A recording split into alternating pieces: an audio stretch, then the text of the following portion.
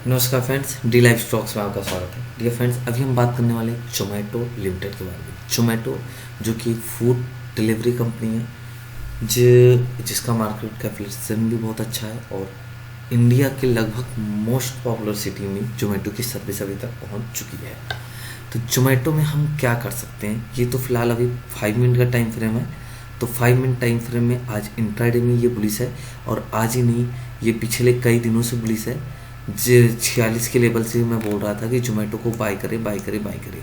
ये देखिए, जब 46-47 का लेवल था तब से मैं बोल रहा हूँ कि जोमेटो को बाय करें। जिस दिन इस बार लोअर सर्किट की तरफ नहीं जाए, तुरंत ही इसको बाय कर लेना है, क्योंकि ये अब हो चुकी है अंडर वेटेज कंपनी और मतलब अंडर वैल्यू कंपनी। मतलब अगर हम देखो फाइनेंशियल रेशियो के हिसाब से देखें तो थोड़ा सा भी इसमें दिक्कत है, लेकिन इंडिकेटर और हम मतलब अपने फार्मूले के अकॉर्डिंग अगर हम देख सकते हैं तो फार्मूले के अकॉर्डिंग हमारा हो गया है अंडर वेटेज कंपनी। और इसके बाद में इसका हम आ जाते हैं 1 डे टाइम फ्रेम। तो 1 डे टाइम फ्रेम, जैसे कि हमने आपको बोला था, कंपलसरी है कि वाइट लाइन का ब्रेकआउट कंपलसरी है। वाइट लाइन का ब्रेकआउट कंपलसरी है, लेकिन देखो इसके सेल कहाँ से आया वाइट लाइन का। वाइट लाइन का सेल देखो आया 131 के लेवल से, शेयर पड़ा है 55 रुपये पे। डियर फ्रेंड्स, अब ये नेक्स्ट 1 ईयर के लिए ये स्टॉक बन सकता है ट्रेडिंग डेज। मतलब वंस 1 साल के लिए ये स्टॉक 6 महीने के लिए ट्रेडिंग डेज में आ सकता है।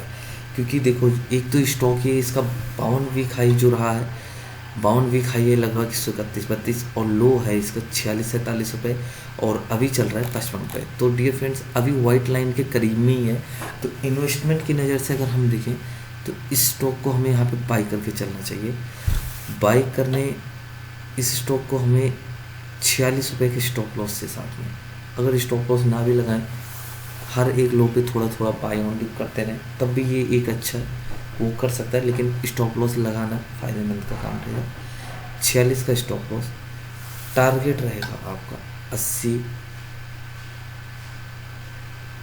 55 के समथिंग, और सॉरी 80 और 85 और 100 रुपये, जो कि आज मॉर्गन स्टडी ने भी दिया है 85 का टारगेट। लेकिन मेरा जो मानना है कि अगर ये कंपनी ब्रेकआउट करती है और बहुत अच्छा काम करती है तो ये कंपनी कम से कम 120 से 30 रुपए का लेवल दिखा सकती है आज, जो कि जेपी मॉर्गन और सिटी रेटिंग, ये जो 2 कंपनियां हैं, इन्होंने भी एक ने 65 रुपये का लक्ष्य दिया और एक ने जेपी मॉर्गन ने 85 का टारगेट दिया। लेकिन मेरा मानना है कम से कम ये कंपनी 100 रुपये के ऊपर ही जाएगी कम से कम, क्योंकि जिस हिसाब से इसकी गिरावट आई है, अब इसमें पब्लिक इंटरेस्टिंग बाइंग भी आएगी और इसके बाद में इस कंपनी में फाइनेंशियल रेशियो भी अच्छा आ रहा है। जो लॉस हो रहे थे हर बार से लॉस इसका थोड़ा थोड़ा सा कम होता चला जा रहा है। तो मतलब इस लेवल पे ये एक पेनी लेवल का स्टॉक है। पेनी स्टॉक्स है, 55 रुपये का स्टॉक एक पेनी स्टॉक्स होता है जिसमें हम मल्टी बैगर चांसेस ले सकते हैं। तो डियर फ्रेंड्स, ऐसे स्टॉक्स को ही हमें फाइंड करना चाहिए जिनका एक अच्छा फाइंड ऑफ ब्रेकआउट हो। अगर हम इस स्टॉक में मान लो कि रैली रखते ही भी हैं तो हम नॉर्मल रखें तो यहाँ से जो इसका निकल के आ रहा है कम से कम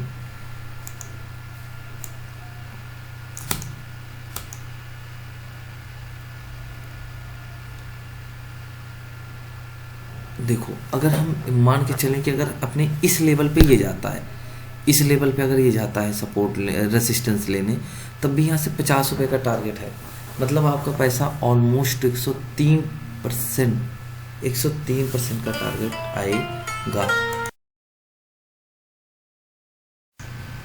तो आप इस स्टॉक ऐसे स्टॉक्स को फाइंड करिए जहाँ से प्रोसेसियल रिटर्न ज़्यादा निकल सके।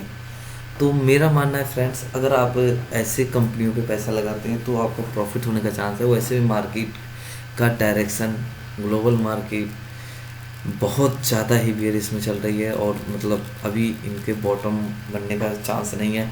बैंक निफ्टी का बॉटम तो मेरे ख्याल से जब तक एक बार 38,000 36,000 का लेवल ले नहीं लेगी तब तक मानेगी नहीं, जब तक यूएस का कुछ हो नहीं जाता। तो ऐसे में ही इन ऐसे ऐसे स्टॉक्स पे वो बाइंग करें जो अच्छे खासे करेक्शन में आ चुकी हैं और जिनका ब्रेकआउट लेवल आने वाला है। अब देखते हैं इसमें 30 मिनट का टाइम फ्रेम में, 30 मिनट के टाइम फ्रेम में क्या सीन है। देखो 30 मिनट में मैंने आपको बताया था कि स्टॉक का 30 मिनट के अपर लेवल पे ब्रेकआउट होना कंपलसरी है, तब हम लेंगे। तो अभी भी 30 मिनट के टाइम फ्रेम में 57 रुपये नहीं ब्रेक किया, लेकिन हमने आपको बताया था ब्लू लाइन के क्रॉस होने पे ही हम तुरंत बाई करेंगे। तो ब्लू लाइन का क्रॉस ओवर कहाँ हुआ था? 49 के लेवल, और मैं 46 के लेवल से बोल रहा था कि जोमेटो में बाइंग कुछ आने वाली है, क्योंकि इसका डेटा ही कुछ ऐसा दिख रहा था। तो अगर ये जोमेटो अभी भी 60 रुपये के ऊपर अगर क्लोजिंग कर जाता है, 1-2 दिन अगर 60 रुपये के ऊपर टिक जाता है, तो फिर इसमें फिर तुरंत बाइंग कर लेनी है, इससे ज़्यादा वेट नहीं करना। इसके बाद में जितना नीचे आए 5-10 रुपये के बाद में ही एवरेज करना है। ये नहीं कि 1-2 रुपये नीचे आ गया एवरेज कर लो ना, कम से कम 5 रुपये का नीचे आए तब एवरेज करना है। इसको बाइंग करके चलना है। जोमेटो देखो एक फूड डिलीवरी कंपनी है, इनका बिजनेस ऑन द वे रहेगा और परमानेंट रहेगा।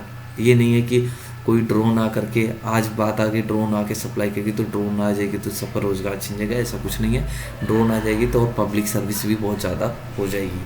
तो डियर फ्रेंड्स, जोमेटो में आप इन्वेस्ट करके चल सकते हैं और लॉन्ग टर्म में प्लानिंग करके चलें। ये शॉर्ट टर्म के लिए, मिड टर्म के लिए नहीं है, कम से कम लॉन्ग टर्म 1-1.5 साल के नज़रिए से चलें तो बेस्ट रहेगा।